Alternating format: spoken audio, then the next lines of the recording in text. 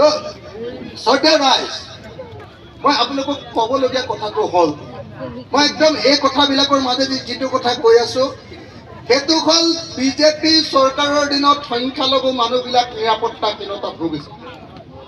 হয়নে নহয়? মানুহবিলাকে শান্তিৰে বসবাস কৰিব পৰা নাই, হয়নে নহয়?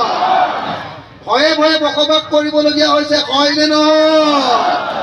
সন্মান সহকাৰে বসবাস কৰিব পৰা নাই, হয়নে নহয়? য'তে ত'তে কাণত ধৰাইছে, হয়নে নহয়? য'তে ত'তে ঘৰ ভাঙিছে, হয়নে নহয়? য'তে ত'তে মাদ্ৰাছা ভাঙিছে, হয়নে নহয়? কোনে ভাঙিছে? কোনে ভাঙিছে? কোনে ভাঙিছে?